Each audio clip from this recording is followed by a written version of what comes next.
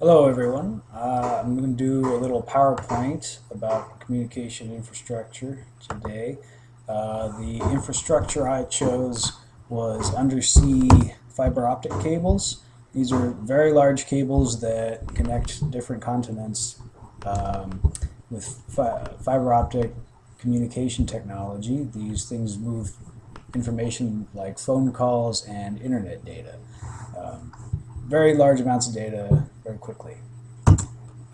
So during the Japan earthquake in 2011, a lot of these cables were cut, mostly cables between Japan and other parts of Asia and Taiwan and Hong Kong, which slowed a lot of communication, hurt a lot of businesses.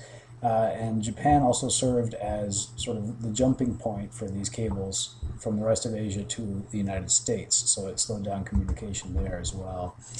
So which leads straight into the consequences. Particularly Hong Kong and Taiwan had trouble communicating with the United States during all of this, and which also meant that Japan could not communicate with those parts of Asia.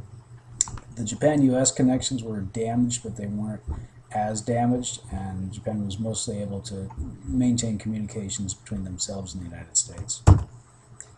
So the way they addressed this issue was they mostly rerouted data to backup lines and lines that weren't being used at full capacity, and they expected to have most of the lines repaired within a little over a week. Part of the reason for that is that these lines are owned by a lot of different companies, and there's a lot of different people who have a big economic stake in having these things fixed. And there's a quote from someone who works in the industry saying that they get 5 to 10 breaks a year from all sorts of forces, including ship anchors, which apparently get dropped on them regularly. And so it's not a new problem for them, and they know how to address it, at least at this scale. And that's more than a 30-second video.